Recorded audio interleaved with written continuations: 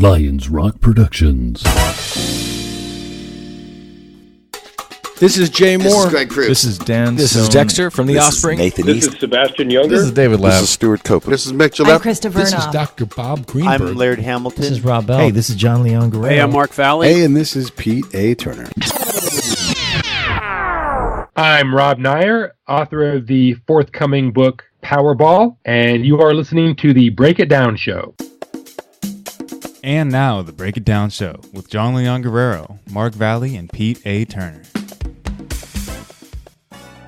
Just like a backyard rocket in the Nevada desert. Okay. Did you hear about that guy? He finally went up. No. You guys don't know about this? No. Oh my gosh. This guy, he's like a backyard rocket scientist, self-taught. And he's like, the world is flat, and I'm going to go up in my steam-powered rocket. And everybody's like, yeah, whatever, crazy guy. And so he's like, nope, no fooling. I'm going to get my permits for the BLM use, and I'm going to, work on it. And he kept having launch delays, so it seemed like he was funning. But it turned out he put himself up a couple miles up into the sky today, and then came safely back down to Earth. Safely being kind of quoted, but, quotey fingers, but yeah.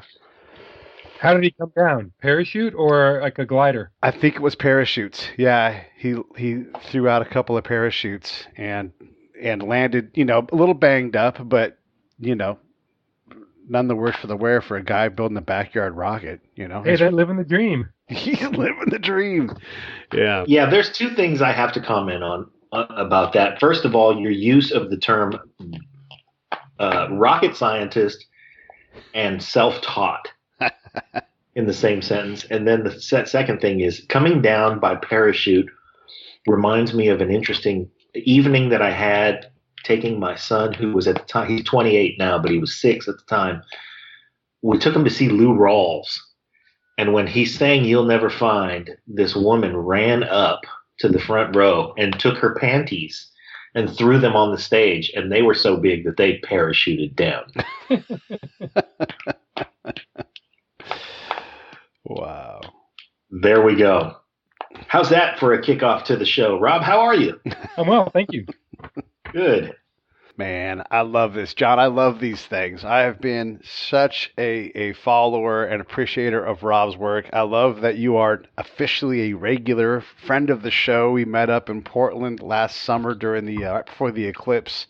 And since it's the dawn for baseball season, it's the appropriate time to have you on the show. I know John and I are excited about this. We did our friend Timmy Fitz's show the other day for his baseball preview, and we love what you do, and we want to hear about your book. Can you tell us a little bit about what's coming, or is it still kind of top secret? Oh, no, it's not top secret. Basically, it is a look at modern baseball, or as I call it in the book, postmodern baseball, although I'm not sure that's going to actually wind up in the book. It's in there now. It might get edited out. I'm not sure yet if it's going to work. But it's basically a look at modern baseball circa 2017 through the prism of a single game from last September. And you can imagine if you're watching a game, you can there's a line drive back toward the pitcher, and that allows you to, if you have the time, to talk about the rash of line drives hitting pitchers in the head in the last 10, 12 years, and what potentially might be done about that. So it's really just an extended conversation. I like to think about it as the sorts of conversations we might have if we were sitting at the ballpark and these things came up. It's designed to be sort of a time capsule. That's pretty cool. I like the concept. Of course, you're talking to guys who have podcasts where we just turn on mics and bullshit for an hour. But I love the concept that you're talking about the game as a whole in the microcosm of a conversation during a single game. Do you think we've over-technicalized baseball? Well, I don't, but I say that with a caveat. It is not difficult to enjoy the game and this has always been the case, it's not difficult to enjoy the game without any technical aspects at all. If you are sitting in the stands, for example, you're not going to find anything more technical in front of you except for maybe on base percentage on the outfield, the video board. Sometimes if you're watching a broadcast, it can be a little technical. I would argue that it's not generally technical in the right directions. The technical aspects tend to be lacking context. So I can see how people might be frustrated if they're watching a game on TV or even listening on the radio, and there are some things thrown at them that they don't really enjoy or don't want to hear about. I understand that. But the game itself it's still a beautiful game. I would argue that it's not quite as beautiful now as it was 30 years ago for various reasons. But it's still a beautiful game, and I think it certainly can be enjoyed without without resorting to any technical things at all. What has changed, though? When you say things that have taken away from the beauty, what are some of those things, Rob? Well, and this is a sort of one of the many ongoing topics that I write about in the book, but the single most distinctive elements in today's game clearly are home runs and strikeouts.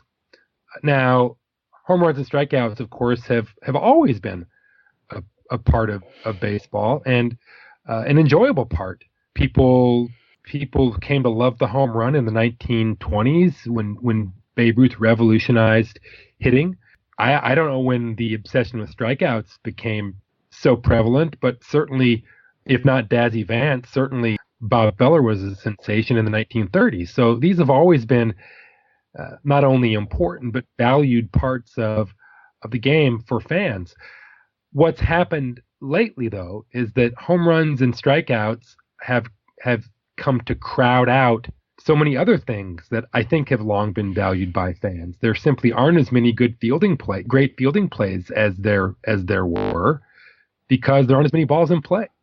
There aren't as many runners going first to third, with maybe an exciting play at third base, for the simple reason that it doesn't make as much sense to do that as it used to.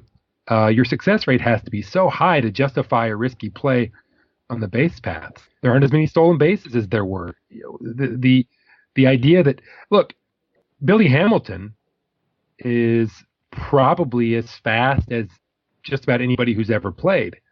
If Billy Hamilton were playing in the 1980s, he would steal 100 bases every season, despite his poor on-base percentage. He would be Vince Coleman probably, but he just isn't allowed to steal. Now, there are other reasons why you can't steal 100 bases, but the biggest, I think, is that it just doesn't make as much sense. The success rate has to be so high because of the home runs. So the game has simply become less elegant with fewer disparate elements than it's ever been. And I think that's a real drag on. I don't know if it's a drag on the game's popularity. I don't know how we could possibly know that. But I certainly think it's made the game less elegant. Whether or not anyone else notices, I don't know, but I certainly have. Well, it's the less elegant part that I think, when I asked the question about us over technicalizing baseball, I'm glad that there's still room for a Bob Feller reference. I want to say that.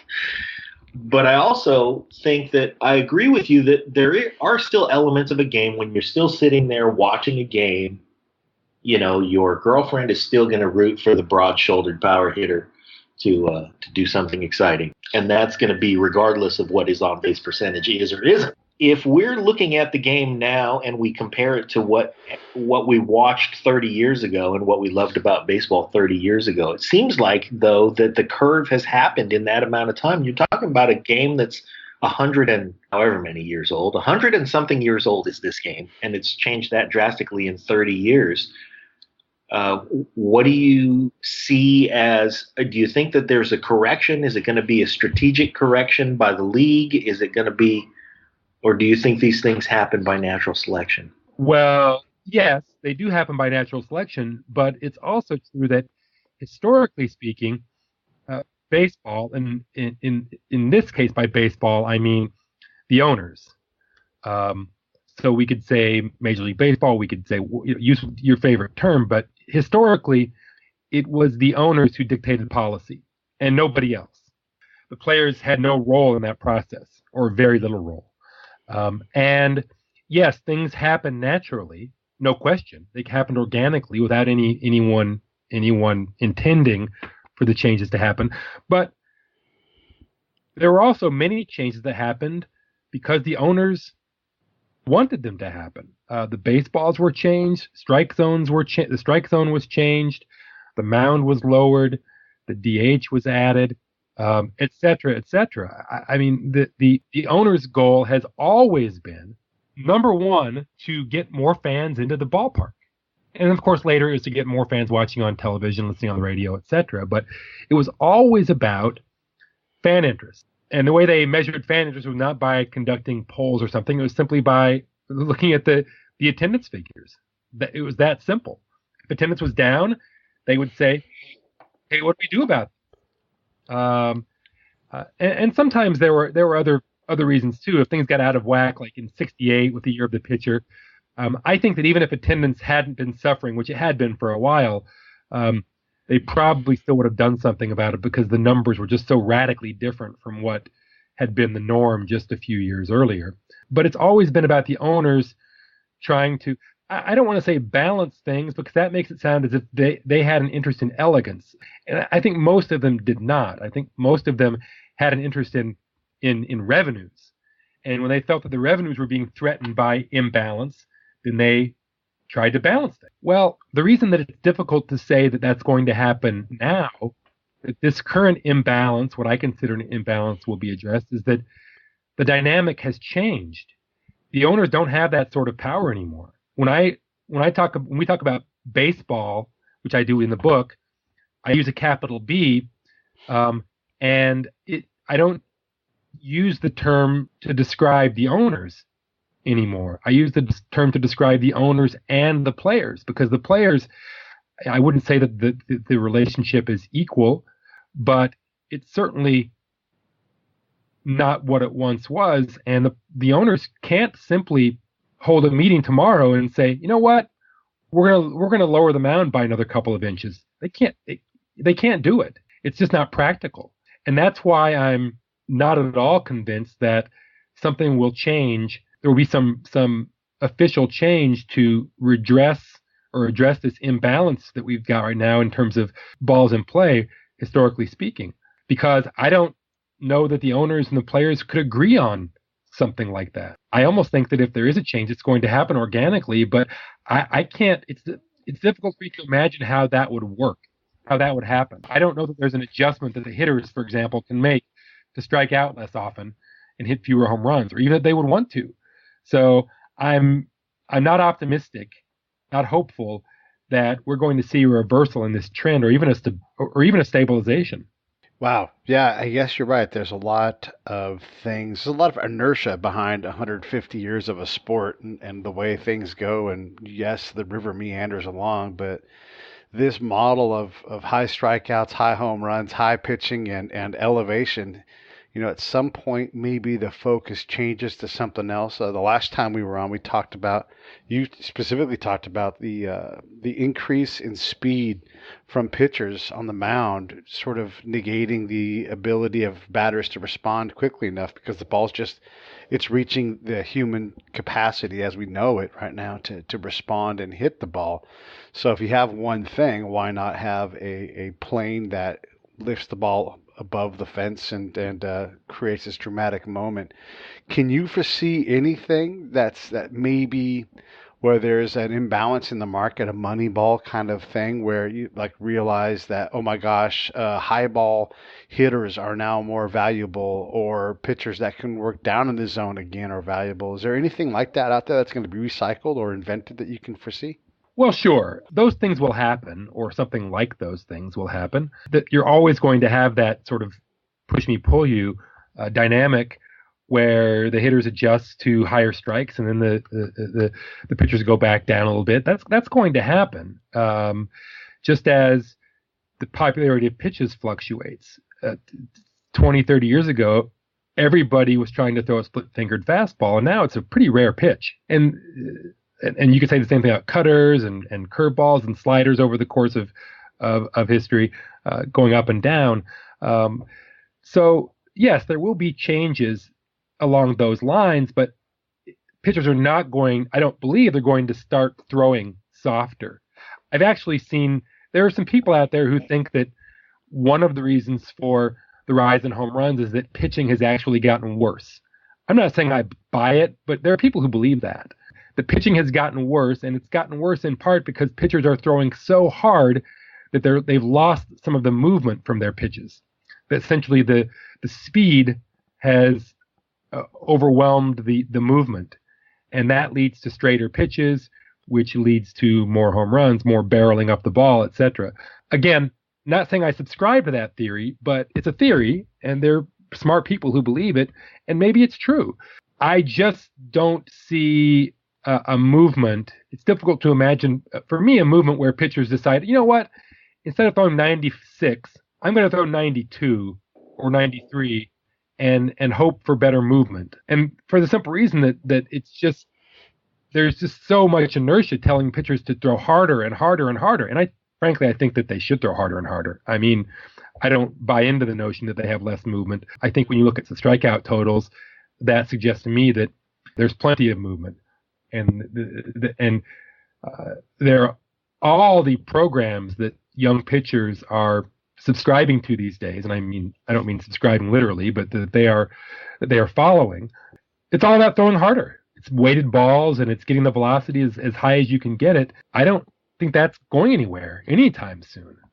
Could things be different in 10 years? Well, sure. 10 years is a long time. I think that if the average fastball velocity now is like 93 or 94, I think in 5 years it'll be 95 or 96. I don't see that trend turning around anytime soon. What about the pitchers also to support this extra use? And, pitching closer to the body's extreme there's a lot less. There's for a long time been fewer complete games, fewer and fewer pitchers now going that third time through the lineup. I mean, that almost supports, it almost makes everybody some form of a reliever, whether you start the game and pitch for 5 innings or you go the other route. That almost lends to even greater ability to throw harder for longer. Do teams, we already have this thing with, the limitation of the number of mound visits you get. Do you get there more by changing the roster and limiting a pitching staff to, say, 12 pitchers? Well, absolutely. That would be a tremendous step in the right direction as far as I'm concerned. And I don't know if it should be 12. I think it should be maybe 11 would be better. We are heading toward what Brian Kenny calls bullpenning, where instead of asking a guy to go 5 or 6 innings, maybe you ask him to go 2 or 3, and then you start the bullpen parade. And sure, you don't want Clayton Kershaw going 2 innings, but I think the idea, the paradigm that Brian Kenny is suggesting is coming our way is only the very best starting pitchers are asked to go even 2 times through the order, 5 or 6 innings. Everyone else, no. In fact, the Rays are planning to do it just that with the number 5 slot in their rotation this season. And I don't know if they'll stick with it. I think a lot of times when teams talk about doing something radical, they try it, and when it doesn't work, immediately they give up. But that does seem to be the future of pitching. Not asking pitchers to go 3 times through the order, 2 at most. That's it. And now you're out. But you're right. That is going to lead to even higher fastball velocities because those starting pitchers, the guys who are asked to go 2 or 3 or 4 or 5 innings instead of 5 or 6 or 7, they're going to throw a little harder because they know they don't have to pace themselves. That's always been the natural inclination, is the shorter your outing, the harder you're going to throw because you're not pacing yourself. So yes, I think that if we want a more entertaining brand of baseball, we would want fewer pitchers on the staffs. And absolutely, 12 pitchers max, 11 pitchers max. But again, it goes back to you cannot, as I understand it, that rule, if you made that rule, you would have to have the approval of the union. And it's very difficult for me to imagine the union approving that rule. For one thing, more than half the union is pitchers. Are they really going to approve a rule that provides fewer jobs for them? I doubt it. Yeah, maybe there's a change in the construction of major league rosters. I mean, way back when, back 30 years ago, teams purposely only used 24 players. Then we had a strike and said, okay, we're going to actually have 25. But maybe there is some sort of limitation on who's available in a given day, and then barring some kind of injury, you've got 5 pitchers for that day or something. Something along those lines almost seems to have to come up in terms of competitive balance. Oh, I think that's a good point. I think you could. There's been some talk about some flexibility in terms of your roster, where maybe you have a 27-man roster, and you can have as many pitchers as you want, but only 7 of them or 8 of them can be active in a certain game. That's possible. That would require the owners to give some, because they would have to essentially be committing to paying at least the minimum salary is around $500,000 right now, at least $500,000 extra. And if it's 2 guys, it's another $1 million.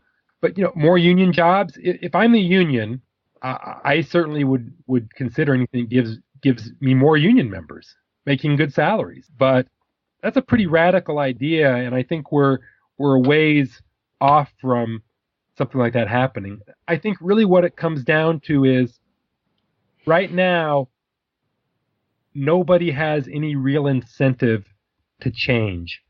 The money's too big, the revenue's too high for the players or the teams to really explore a radical change like that. I think you'd have to see a hit to the revenues. If ESPN and Fox came in to a meeting 2 or 3 or 4 years from now and said, you know what, our ratings are down.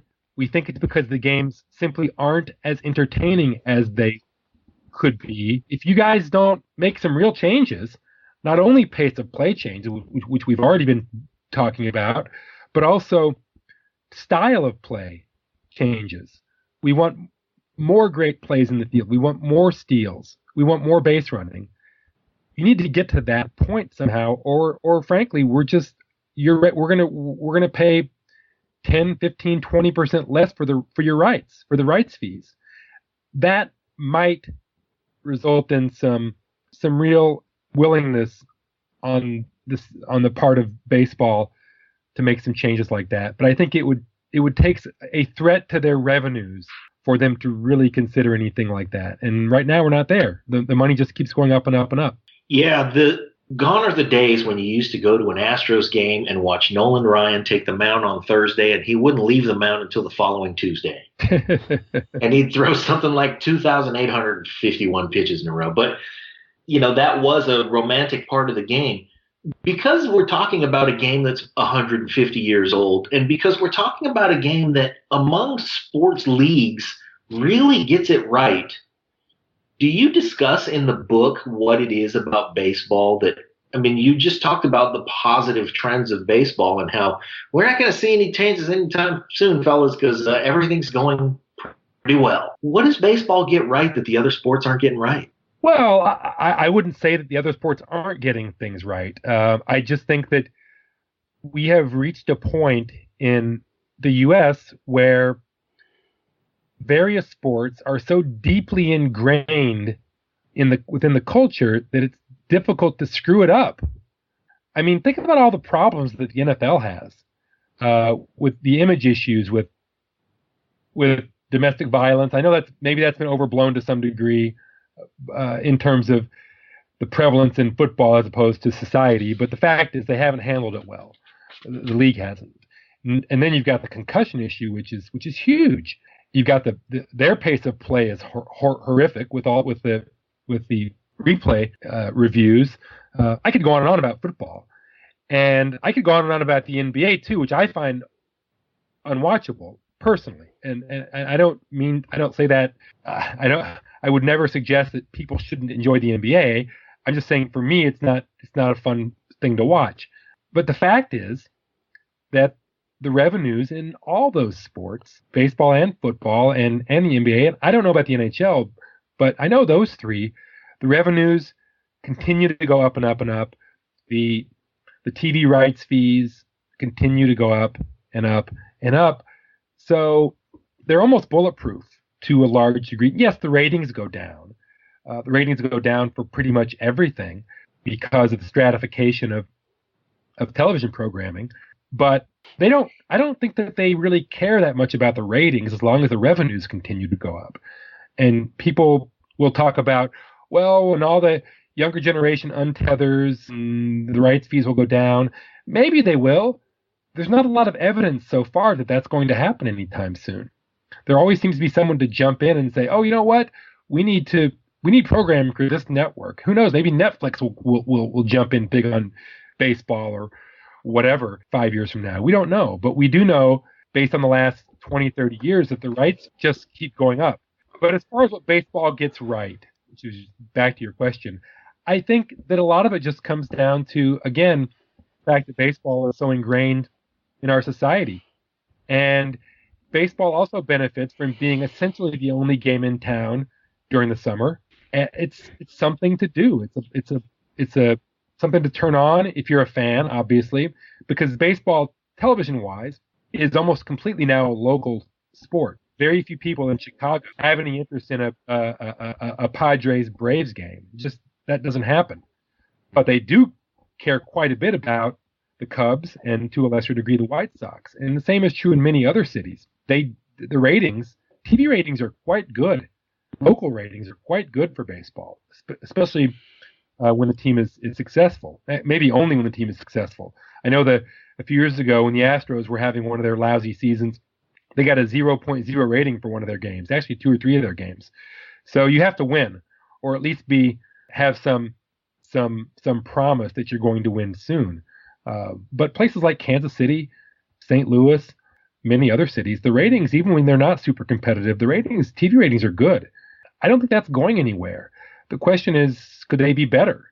I think maybe they could if the game were more exciting, but I don't know if anyone has proof of that, which is why it's hard for me to make a good case for baseball changing anything. They're not going to do it just for me.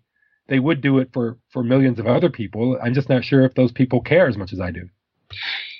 You know, one of the things that we're seeing now in entertainment is how important augmented reality is going to become.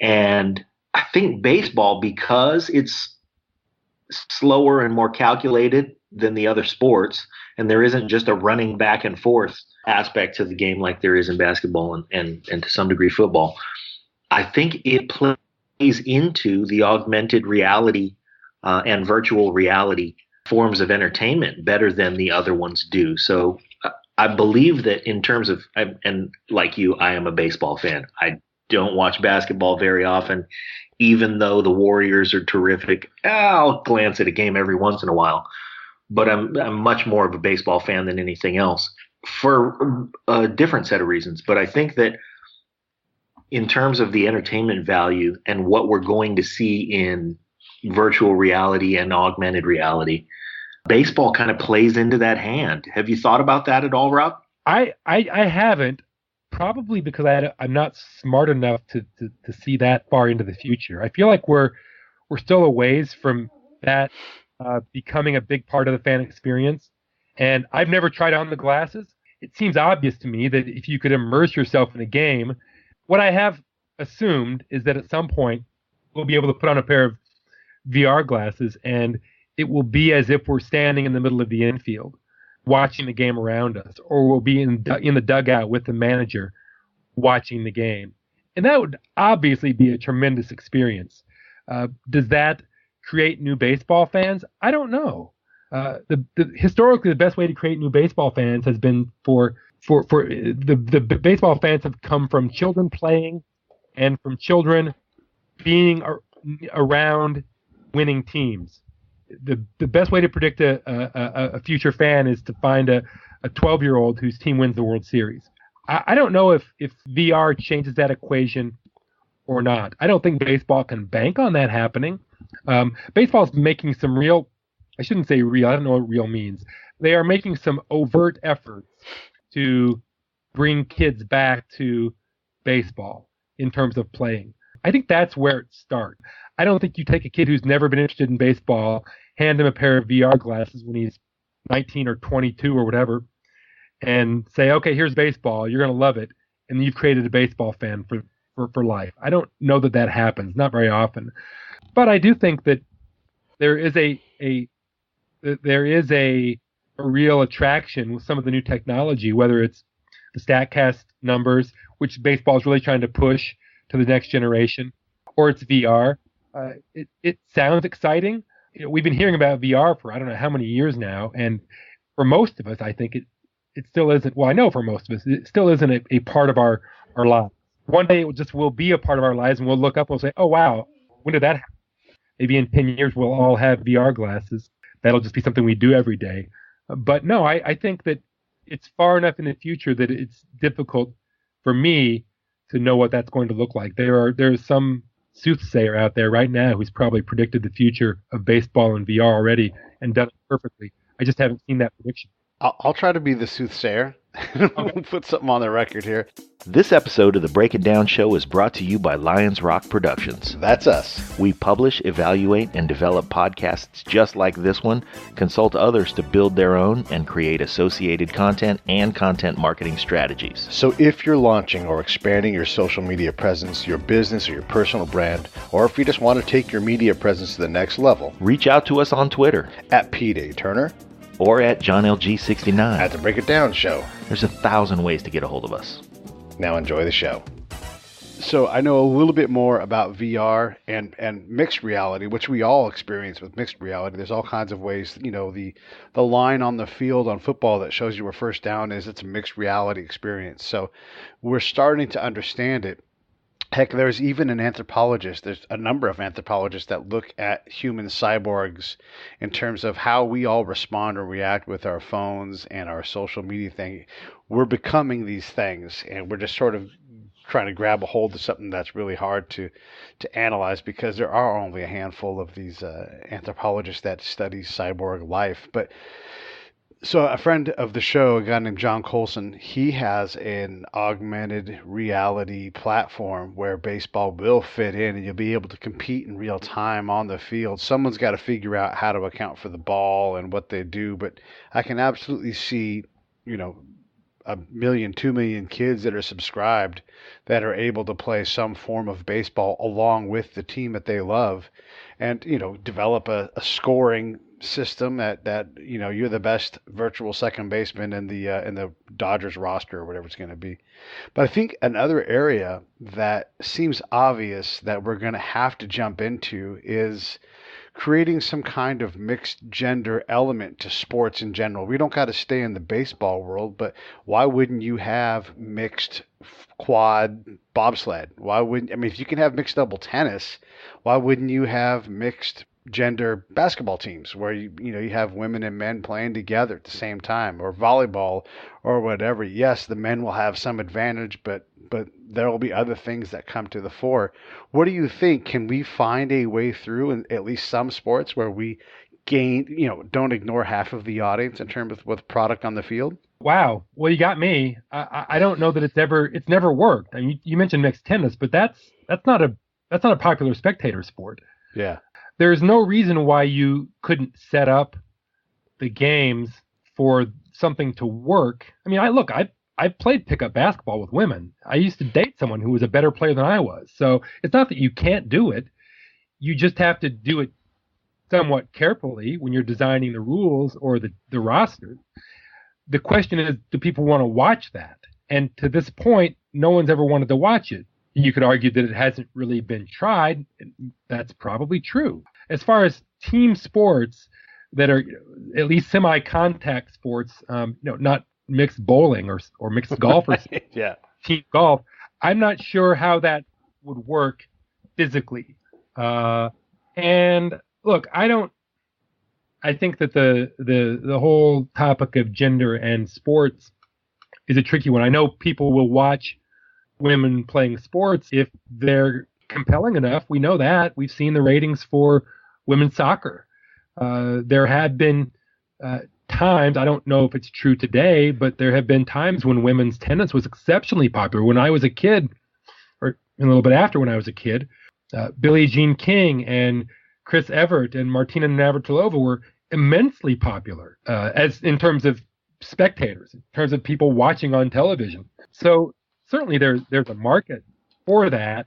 As far as putting a team of a mixed basketball team on the floor, I'm not sure if people want to see that. I could be wrong. You have to try it to find out. But people's viewing habits seem to be fairly ingrained, which isn't to say that they can't change. I guess esports is becoming a pretty popular spectator sport, which is not something I would have predicted 10 years ago or even 3 years ago. I don't know that I agree with the notion that we need to create parity between the genders. And alongside that we're ignoring half the audience, because I've recently been to a hockey game, and there are more women in the audience at a hockey game. I'm not standing there with a counter in my hand tallying them up, but it sure did seem like there were at least as many, and I perceived there to be more female attendance at this hockey game than male attendance at the hockey game. We're just watching it for, different reasons. Maybe the guys take the performance a little more seriously, and the women enjoy the entertainment and like the, sturdy, good-looking dudes. And I like to watch, let's say, actually, I'd say I enjoy watching the WNBA as much as I enjoy watching the NBA. But I don't know that I would enjoy watching the two if it was a mixed league. I think it's different. Do we need to I don't know that I'm all for women participating in athletics, for all the developmental things that happen when you participate in athletics that the vast majority of society gets to enjoy. But when we talk about the upper echelon of competition, the top 1,000th of 1%, that is Major League Baseball, for instance, women just aren't built for it. And I think that we should be okay with the fact that that's okay. Well, look, baseball seems to be the only sport where people aren't okay with it. No, I haven't seen anyone arguing lately that there should be women are going to be in the NBA anytime soon. Or in the NFL. Or the NFL, let alone the NFL. There are a lot of people out there who believe that there are women playing right now who could play in Major League Baseball, or at least in the high minors, or even the low minors. I don't agree with that. I just think that the evidence, that all the evidence I've seen suggests that there aren't any women playing baseball, above the age of 12 or 13 or something, who could play professional baseball and make a living at it. I just don't think that there's any evidence for that. And that's a controversial opinion. I don't think that it should be. It wouldn't be controversial to say that about football or basketball or probably hockey, but it is controversial about baseball. We could talk for a while about why baseball is different in that regard, and there are a lot of reasons for it. But no, I think that, look, I'm all for women competing at whatever level they're able to compete at. And if there was a woman who could play in the NBA, I would be all for it. Same with any other sport. I think that if a girl or a woman wants to play baseball, and there's a league she should be allowed to play. No question. If my daughter's 3, so this hasn't come up yet, but if she came to me when she was 12 and said, "Dad, I love baseball. I also am pretty good at softball. What should I do?" I would tell her to do what she wanted to do, but I would also suggest that if she were considering playing in college, for example, she might want to focus on softball, because that's where the better opportunities lie. And if she says, "Yeah, but I like baseball," I'd say, "Then play baseball." And I think that's how we move forward, encouraging young women to follow their passion. But the idea that there are a bunch of women out there right now who could throw 85 or 90 miles an hour and pitch in the major leagues, if they were just given a chance, it's possible, but there's no evidence for it. And I think we do ourselves a disservice if we pretend that there is evidence. And yeah, the evidence is overwhelmingly in the contrary. It is. But if you read the New Yorker or the New York Times or Fangraphs, you might think differently. Huh. It's interesting to me when we have the discussion about these things, because there are certain sports where, like, yeah, you could mix and in Olympic categories, create the incentive of gold medals available if you have mixed doubles, badminton, or whatever it's going to be.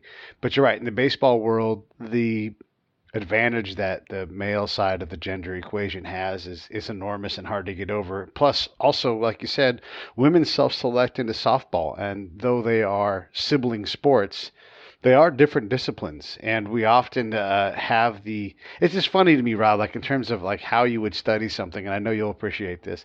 When we like, they'll show like Andy Van Slyke is gonna bat against this incredible female underhand pitcher, and whoever that major league player is, they're overwhelmed by the softball experience because they haven't got the timing. They don't typically see that release point. All of the things that make them familiar with baseball, they're different in softball. And we always get a laugh because, Pujols can't hit a softball fastball. But you never see the other side of the equation. They're like, go ahead and step in, whatever your female name is, against Aroldis Chapman throwing a .05, and watch what happens when you face that. Like, it's equally hard. What if men were to spend time on the female side of the equation and play more softball? Would that create any interest? Would we see, do you think, an imbalance is still continues as the man gets used to that game? Are you asking what would happen if young men started playing fast pitch softball professionally? Sure. Well, they would throw a lot harder, most likely. Obviously, they would throw harder, and they would hit the ball farther. I mean, look, these are strength endeavors, and with the exception of knuckleball pitching, it's all about arm strength. Yeah. And I don't care, and it's not just pitchers either. I mean, I mentioned Fangraphs. There was an article there recently suggesting that women are perfectly capable physically of playing the catcher position because framing pitches doesn't require any strength. Well, you still have to throw 90 miles an hour. And to this point, far as I know, and again, I'd love someone to tell me differently because I love to be surprised, I don't think a woman's ever been clock throwing even 85 miles an hour. And the real issue isn't that women aren't physically capable of playing baseball at a high level. I believe that they are. I believe that there are women who could physically handle the rigors of professional baseball, maybe not in the major leagues, maybe in Class A. I don't know. I think it's possible, maybe even likely. How many of those women started playing baseball when they were 9 or 10 or 11 years old and stuck with it, right? You're selecting from a small population in the first, then some of those people to continue doing to the point where they're good enough to play professionally. It's just that number just gets smaller and smaller. I don't know where I started with this, but again, it comes down to the fact that if you don't have the arm strength, you really can't play baseball. I guess you could be a DH if you can't throw, but then you have to be able to hit the ball over the fence. Yeah. And not many human beings are able to hit the ball 400 feet. And those who are male. Well, as far as we've seen. All of them, yes. And again, there might well be a woman who can hit the ball 400 feet who has the physical, the musculature and the hand-eye coordination to do that, or the native hand-eye coordination, but has that person been spent 10 years developing the skills to do that? And again, to this point, the answer is almost certainly no. Right. There might lack of opportunity. There might be some 9-year-old girls right now who are playing baseball out there who are going to be tremendous players and playing professionally in the year 2028. I hope so. I think that'd be a tremendous story. I'd love to watch that. But right now, those players aren't out there playing baseball at a high level in high school or college. Well, two things. First of all, Pete just wants to understand male players in women's softball because he wants to wear the shorts. But getting past that, I'd like to get back to the book because we've kind of strayed away, but I want to get my arms around this concept of talking about baseball on a macro level related to this single game and a conversation over the course of a single game. Tell us how that framing works. Well, essentially, it's a bit of a I'm making it organic as it can be, but of course it's a conceit. When Jose Altuve comes up in the first inning, I launch into a discussion of Altuve's, the fact that he's 5'6", 5'5", had to fight for every scrap of respect he could get when he was in the minor leagues because he didn't look like a baseball prospect. You know, there was one year, the year before he reached the major leagues, Baseball America rated him as the 28th best prospect in the Astros organization, not in baseball, in the Astros organization. And then, 5 years later, he's the MVP. Well, how do you miss on someone that badly? And you miss on them that badly because you don't trust the numbers. All you look at is the body. I think that's fascinating, that we're still, all these years after Moneyball, we're still looking not at performance sometimes, but we're looking at how tall a guy is. So anyway, when he comes up in the first inning, I use his at bat as a reason to talk about the history of short players in baseball and the history of projecting minor league players and the inelegant or inaccurate science of projecting performance of a 19 or 20-year-old. And it just sort of, that's how the book is built. Later, when Marwin Gonzalez comes up, I use that as an excuse to talk about the movement toward having these super utility players who can play 6 or 7 different positions to create roster flexibility for the manager. So really, it's just many times over the course of a game, that's a jumping off point to some topic that interests me. How does Otani? I can't say that damn guy's name.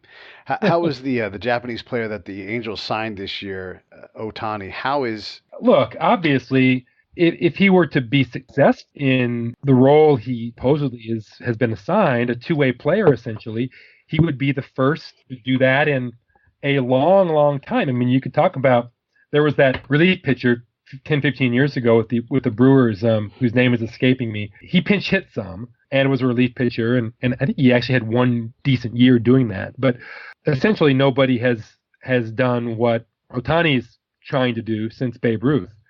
Be not just a pitcher and a hitter, but a good pitcher and a valuable hitter for over the course of a whole season, which Ruth did in 1918. I believe that was the last year that Ruth pitched and hit a lot.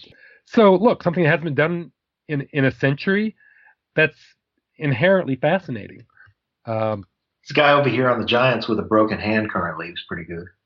Which one is that? Madison Bumgarner. Oh, Bumgarner. Yeah, that's right. I mean, it would be interesting to see if what he could do, given that chance. Obviously, he's never going to get that chance.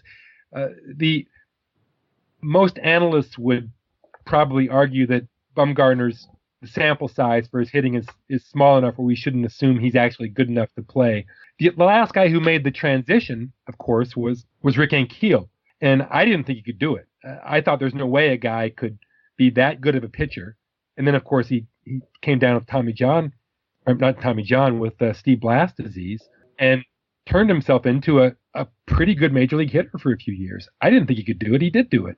So clearly there are some players out there who are physically talented enough to thrive in both roles in the major leagues. Now, can they do it at the same time? That's tougher, especially now in the age of specialization, when players spend so much time just practicing, looking at video. VR is going to be a big part of things now, by the way, for game prep. I don't know.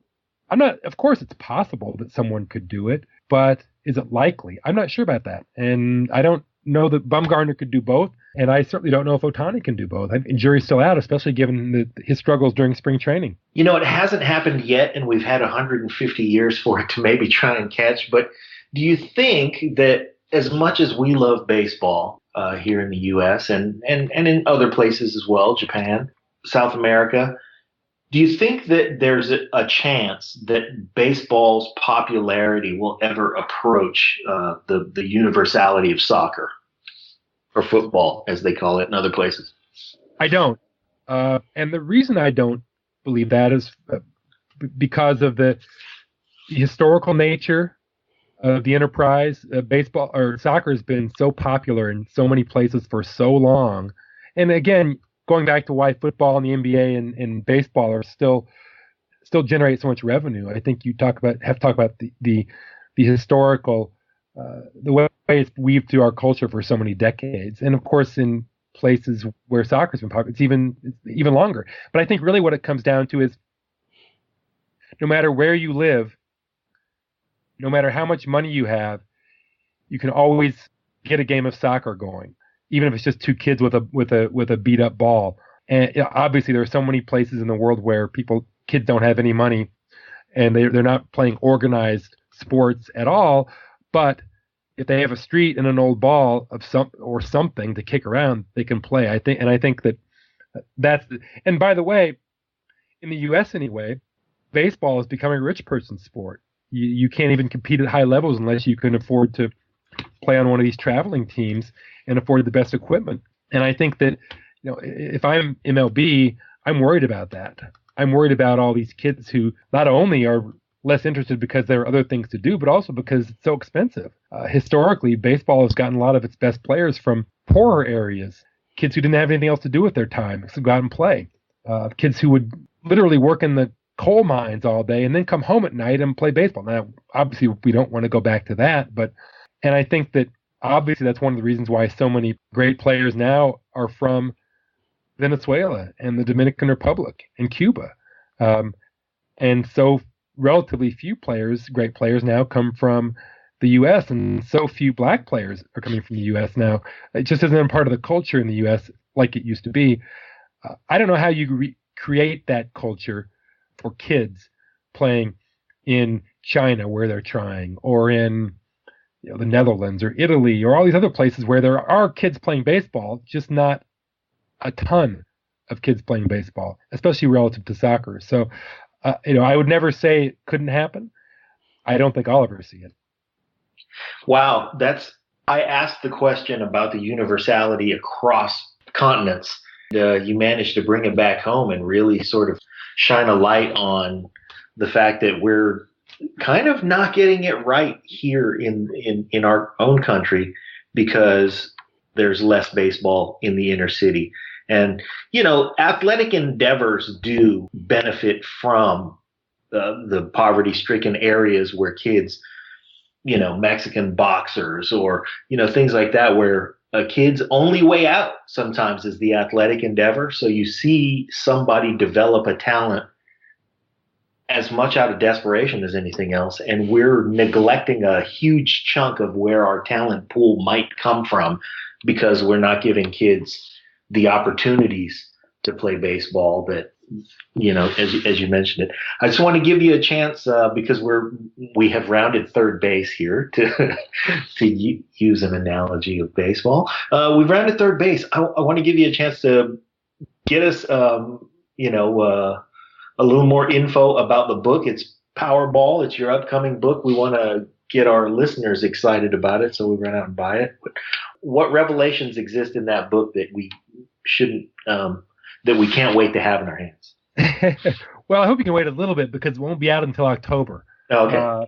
And I haven't actually finished writing. I've got about another month to write the thing. It's actually mostly written, but it's actually the arranging all of these sort of essays about today's game. That's the tricky part, or has been so far.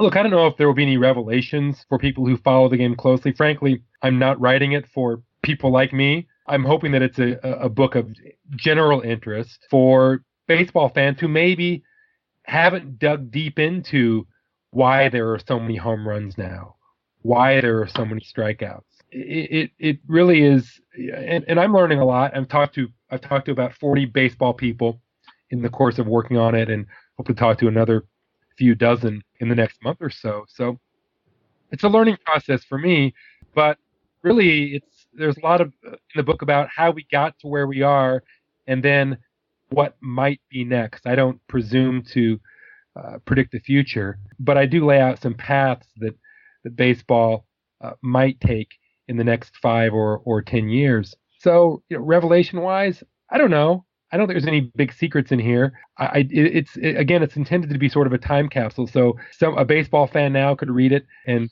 realize how we got here. A baseball fan could read it in 10 years and say, oh, this is what baseball was like. And boy, is it different now. And that's the thing. The reason the book's coming out in the fall instead of a year from now is because things change so fast now. Every year there are new, was not the case all that long ago. Right. But the game changes so much now.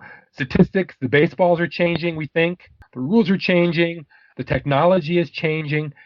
Everything changes so fast that I kind of wanted to get this all down now while I can.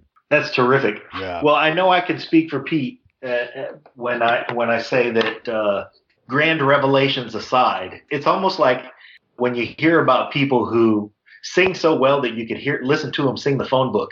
I think Pete and I both feel this way about you, Rob. whatever you're writing, we want to see it. We want to read it. We want to, know your opinions, because you can talk about the most mundane things about baseball and we find them fascinating. Oh, well, you guys are not, my wife does not share that quality. I don't even mention baseball around her, so it's nice to have someone to talk to. Hey, and one last point I want to make: if anybody has ever questioned the velocity that the female frame can create in terms of a projectile, I don't know that anybody's clocked a woman throwing a baseball 85 miles an hour. But whoever's got that radar clock out ought to check my mom out and her slipper when I'm mouthing off at her. So, hey, Rob, thanks a lot for coming on the show again. We want to have you on as often as you'll take us. We'll look forward to the book and hopefully look forward to talking to you again as the season wears on and then wraps up, and see what has changed between now and then. Well, once this book is done, I will be at your disposal, guys. We can talk every day if you want. Great. To find out more about Rob Neyer, he's at Rob Neyer on Twitter. You can grab him on his website, which is robneyer.com. Is that right, Rob? That's right, and I will be revamping it this summer. As soon as I finish the book, I'm going to get to work on the website, so it's all ready to go with the new stuff in the fall. robneyer.com under new management, which is the old management. Better, man. You can grab John at JohnLG69 on Twitter. Of course, you can grab us anytime at Break It Down Show on whatever you want to find. I'm at Pete A. Turner. Facebook. There's 1,000 ways to get a hold of us. Yeah, and throw baseball knowledge at us. We want to hear it. We want to see it. We want to get involved in all of it. Thank you, Rob. My pleasure. Thanks so much for having me, guys.